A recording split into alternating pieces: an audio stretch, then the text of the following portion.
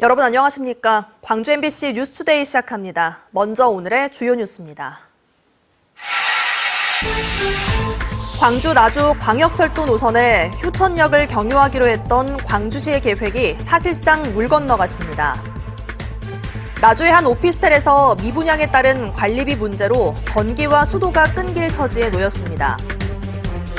고흥 나로 우주센터로 오가는 국도를 4차로로 확장하는 사업이 예비타당성 조사를 받게 됐습니다.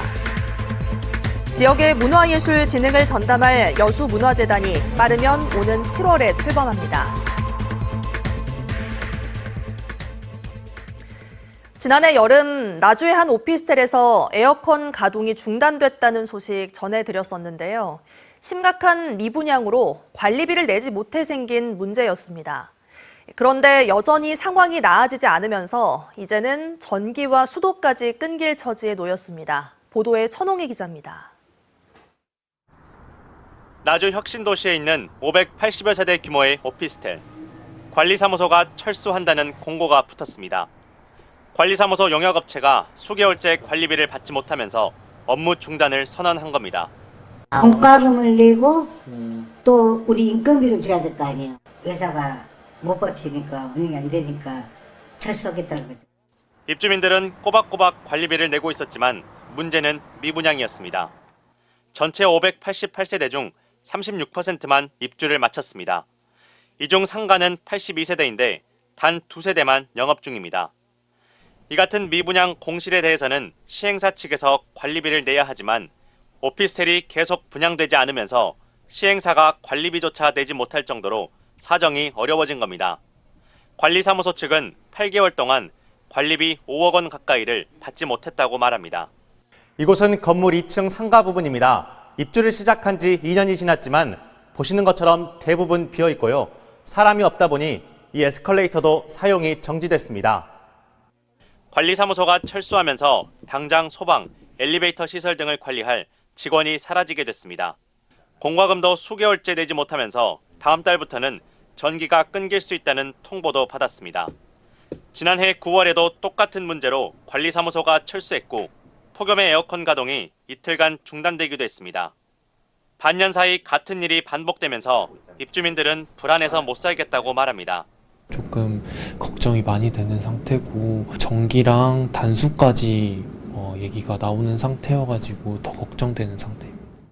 나주시는 민간에서 일어난 일이다 보니 개입하기 어렵다는 입장입니다.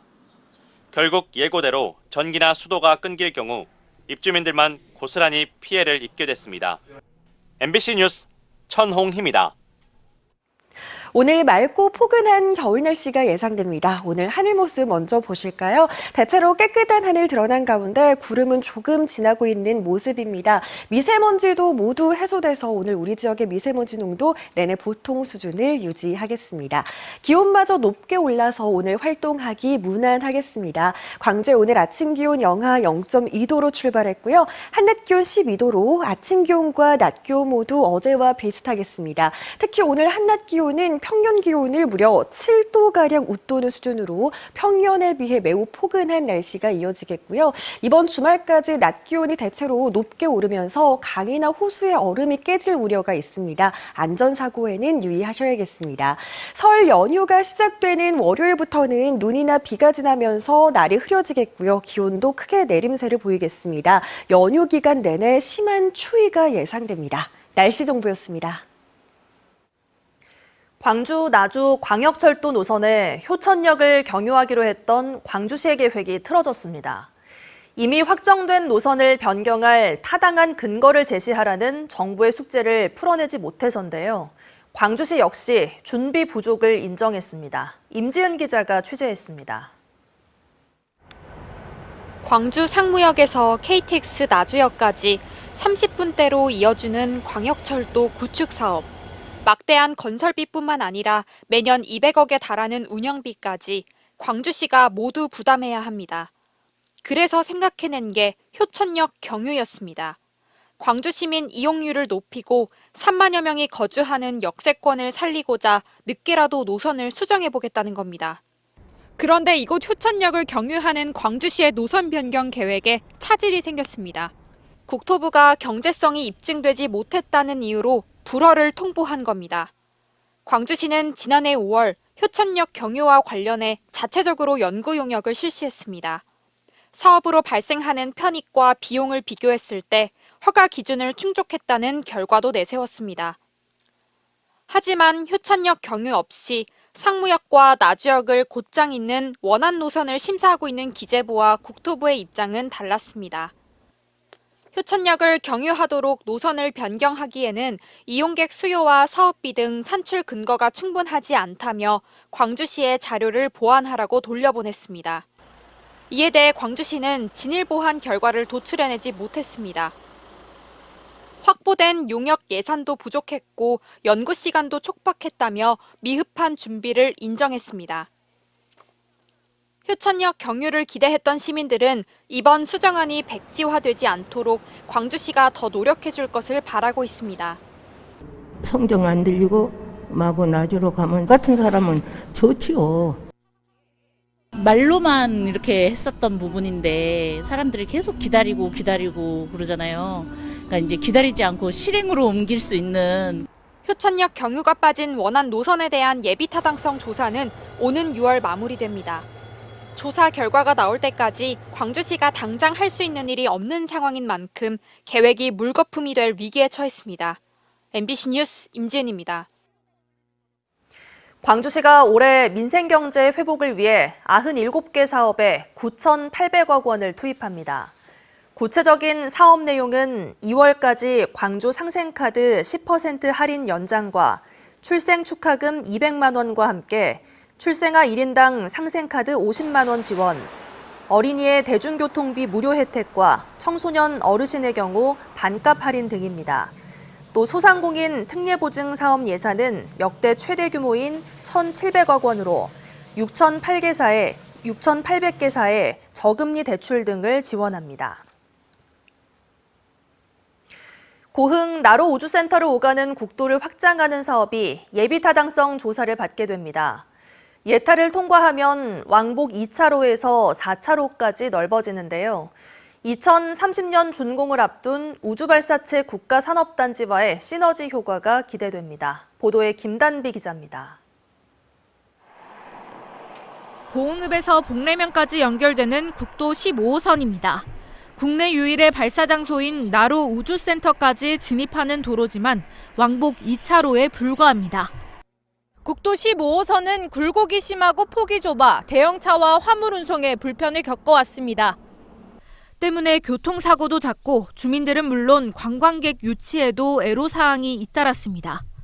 많이 불편하죠. 그거는 앞으로 이렇게 좀 확장이 돼야 되고 반드시 도로가 잡아져야 돼요.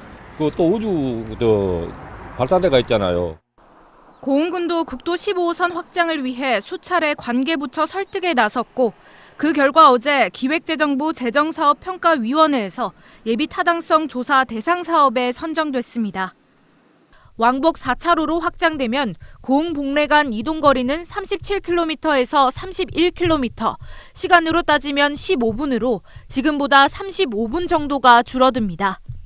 접근성이 대폭 개선될 전망인데 무엇보다 가장 기대되는 건 지난해 국책사업으로 확정된 고흥 우주발사체 국가산단과의 시너지 효과입니다. 고흥군은 내년 민간 발사장과 2030년에는 국가산단 완공을 앞두고 있습니다. 고흥군의 핵심 미래 전략 산업인 우주발사체 산업 클러스터를 연결하는 중요한 도로 기반을 마련한 성과로 고흥군과 대한민국 우주산업 발전을 앞당길 전환점이 될 것입니다. 국도 15호선 4차로 확장 사업에는 총 5,100여억 원이 투입될 예정입니다. 올해 하반기 예타 조사를 거쳐 빠르면 내년부터 실시 설계에 들어갈 것으로 보입니다. MBC 뉴스 김담입니다. 광주 출입국 외국인 사무소는 외국인 유학생에게 국내 체류 연장용 허위 서류 발급을 알선한 혐의로 20대 베트남인 총책과 브로커 등 2명을 불구속 송치했다고 밝혔습니다. 또 허위 서류를 발급받아 출입국 외국인 관서에 제출한 베트남 유학생 44명에 대해선 범칙금 처분을 내렸습니다. 베트남인 총책 등은 2023년부터 지난해까지 유학생들 계좌로 가족이 돈을 보낸 것처럼 꾸며 고액을 송금한 뒤 원금과 수백만 원에 이르는 이자를 챙긴 혐의를 받습니다.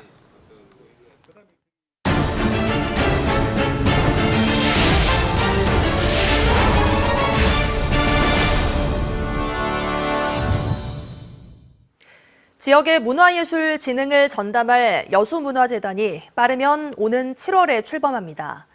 여러 측면에서 늦은 감은 있지만 민선 8기 핵심 공약의 하나인 문화재단 출범은 지역 문화예술계의 변화와 도약의 시발점으로 벌써부터 기대를 모으고 있습니다. 최우식 기자의 보도입니다. 여수시가 민선 8기 핵심 공약으로 여수문화재단 설립을 추진하고 있습니다. 이미 2023년부터 시작해 재단 설립 계획과 타당성 검토 용역은 물론 전남도의 1차 사전 협의까지 모두 마쳤고 이제 전남도 2차 설립 협의만 남았습니다. 여수시는 1분기 안에 모든 절차가 완료되면 조례제정과 이사회 구성, 법인 등기 등을 거쳐 7월에는 재단을 출범시킨다는 계획으로 재단이 입주할 건물까지 마련해 놓고 있습니다. 문화재단 조직은 문화예술 진흥과 축제 기획 운영 등 4개 팀 30명 안팎의 규모로 다양한 사업을 수행하게 됩니다. 문화재단이 설립되면 이 분야에 통일성 있고 일관된 정책 수행이 가능해져 선택과 집중을 통한 공익사업 중심의 효율적이고 합리적인 문화예술 지원이 우선 기대됩니다. 행정 인력이 운영을 하다 보면 저희는 이제 인사 이동으로 인해서 변화가 잦기 때문에 이제 문화의 전문성을 가진 인력을 채용해서 문화재단에서 또 문화재단을 활용한 후원이나 기부, 모금, 공모사업 참여 등을 통해 사업비를 추가로 확보할 수 있다는 긍정적인 효과도 예상됩니다. 특히 지역예술인과 지역민들에게는 창작과 관람, 여가와 복지라는 문화생활 향유의 기회가 늘어나게 됩니다. 여수만이 가지고 있는 역사 그리고 자연 문화를 접목시켜서 우리 지역 문화 예술인들에게 창작 기회를 다양하게 또 제공을 하고요. 그리고 시민들에게는 다양한 문화를 접할 수 있는 기회를 확대해서 현재 도내에서는 순천시와 목포시 등 8개 시군이 문화재단을 설립해 운영 중이고 올 상반기에는 나주시가 설립할 예정이며 광양시와 고흥군 등도 문화재단 설립을 준비하고 있습니다. 지역의 특성을 살린 전문화된 문화예술 지원 전담 조직의 출범으로 문화 거점 도시를 향한 여수시의 행보는 더욱 속도가 붙을 전망입니다. MBC 뉴스 최우식입니다. 광주 시민단체가 사회의 대개혁을 위한 정당 초청 토론회를 열었습니다. 광주 시민단체 180곳이 모여 만든 광주 비상행동은 어제 오후 전일빌딩 245에서 조국혁신당과 진보당 등 7개 정당을 초청해 새로운 대한민국을 말한다는 주제로 토론회를 열었습니다. 각 정당은 우리 사회의 핵심 문제와 해결 방안, 지금의 헌법 체계의 한계 등을 발표하고 새로운 7공화국을 위한 기초안건을 수립했습니다. 더불어민주당은 토론회에 초청됐지만 참가하지 않았습니다. 광주시와 지역 76개 경제 관련 기관 단체들이 지역 경제 위기 극복을 위한 착한 소비, 착한 금융, 착한 일자리 캠페인을 펼치기로 했습니다. 이들은 어제 광주 상공회의소에 모여 계엄과 탄핵 사태, 제주항공 여객기 참사 등으로 지역 경제 위축이 심화되고 있다는 데 공감하고 일자리 창출과 투자 활성화, 중소기업, 소상공인 지원 등의 경제 정책을 공동으로 추진하기로 약속했습니다. 광주시도 소상공인 특례 보증 사업과 미래 유망 신산업 육성, 공공일자리 확대 등 다양한 경기 촉진 정책을 추진할 예정이라고 밝혔습니다.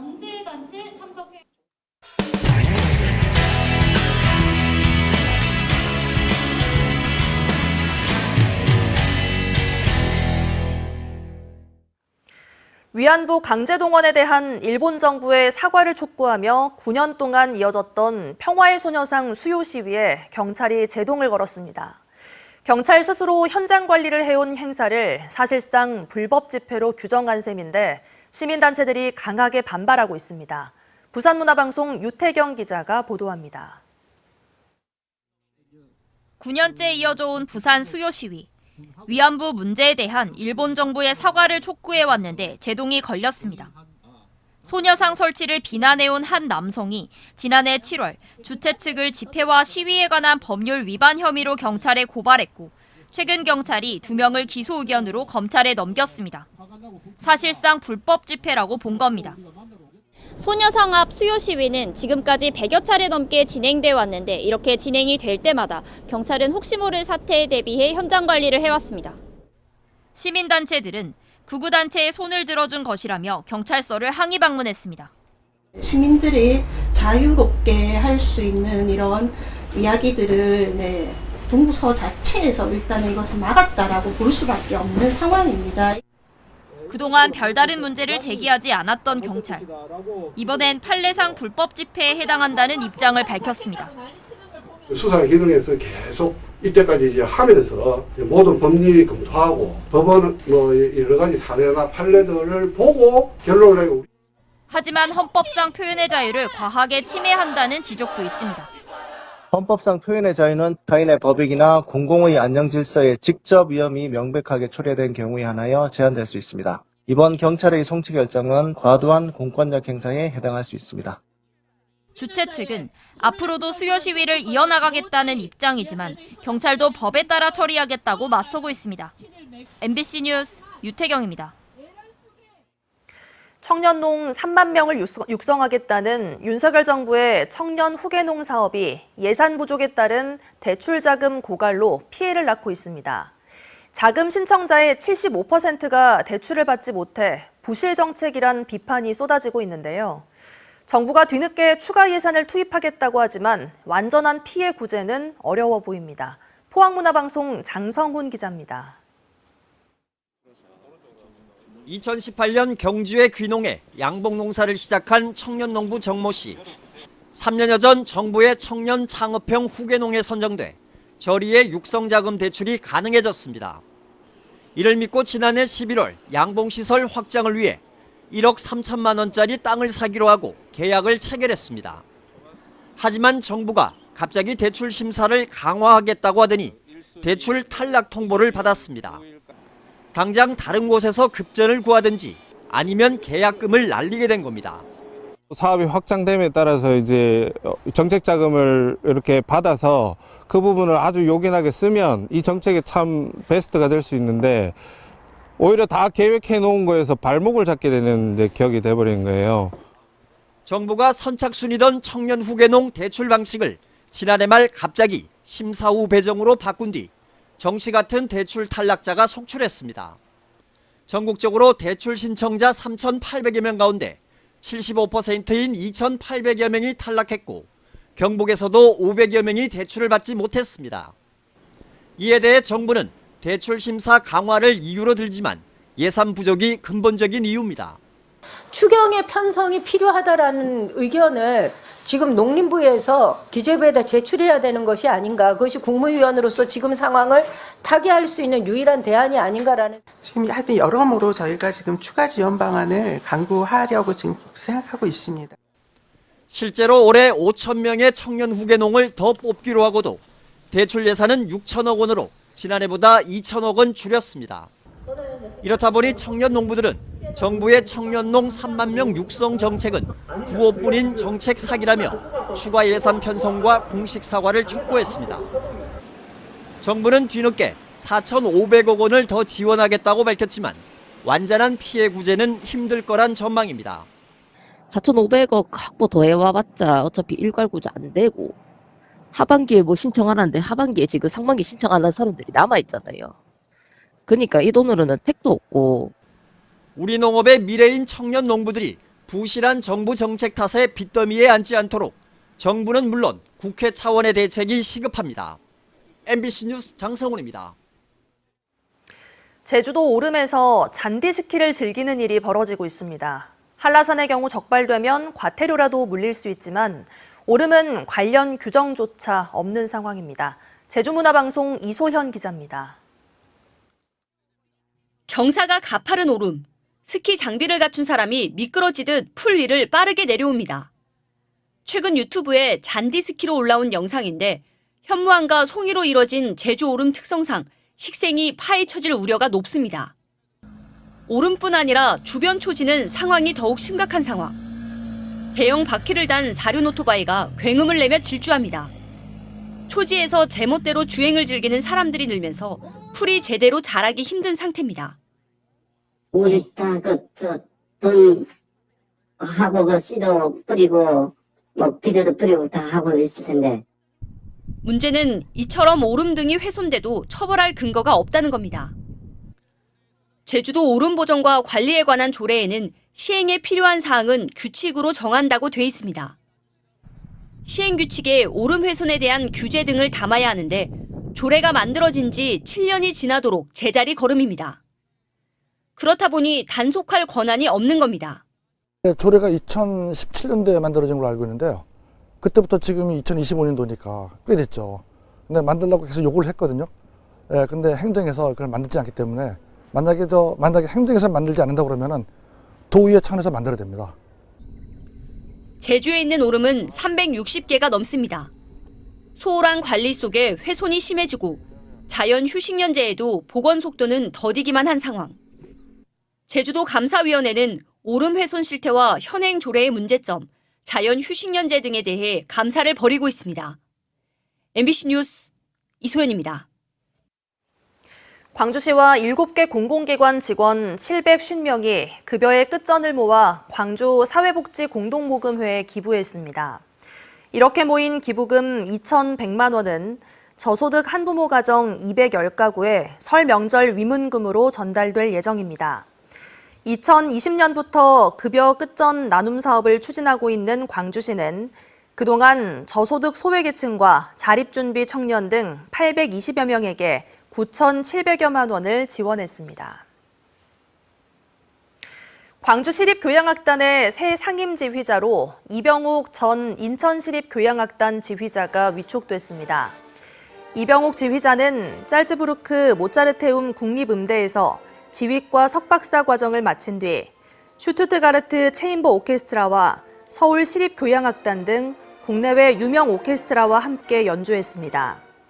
이병욱 지휘자의 임기는 2027년 1월 22일까지 2년이고 다음 달 14일 전남대 민주마루에서 취임 기념 음악회를 엽니다. 오늘 맑고 포근한 겨울 날씨가 예상됩니다. 오늘 하늘 모습 먼저 보실까요? 대체로 깨끗한 하늘 드러난 가운데 구름은 조금 지나고 있습니다. 종일 고기압의 영향권에 들겠고요. 미세먼지도 모두 해소된 가운데 우리 지역의 미세먼지 농도 내내 보통 수준을 유지하겠습니다. 오늘 기온마저 높게 올라서 활동하기 좋겠습니다. 광주의 아침 기온 영하 0.2도로 출발한 가운데 한낮 기온 12도로 아침 기온과 낮 기온 모두 어제와 비슷하겠고요. 특히 오늘 한낮 기온, 평년 기온을 무려 7도가량 웃돌면서 평년 겨울 날씨보다 훨씬 따뜻한 날씨가 이어지겠습니다. 대부분 전남 지역에서 낮 기온 영상 10도를 웃돌면서 매우 포근한 날씨가 예상됩니다. 대체로 맑은 날씨가 이어지겠고요. 강진과 장흥에서는 한낮 기온 13도 안팎까지 오르겠습니다. 순천의 낮 기온도 14도 안팎으로 낮 동안 정말 포근하겠습니다. 바다의 물결은 잔잔하게 일겠습니다. 최고 1m에서 1.5m로 예상됩니다. 설 연휴가 시작되는 월요일부터는 눈이나 비가 지나면서 날이 흐려지겠고요. 기온도 크게 내림세를 보이면서 연휴 기간 내내 심한 추위가 이어지겠습니다. 날씨 정보였습니다. 다음은 희망 2025 나눔 캠페인에 성금을 보내주신 분들입니다.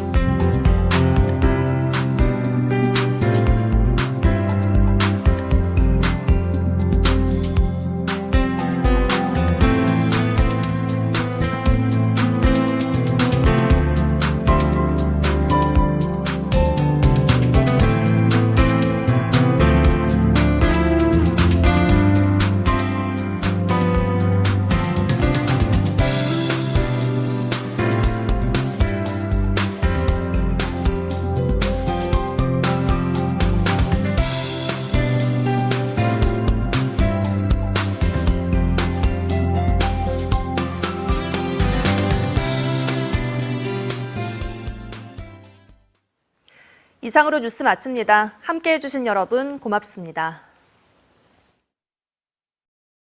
언제 어디서나 내 손 안의 뉴스. 광주 MBC 뉴스 유튜브 구독으로 함께하세요.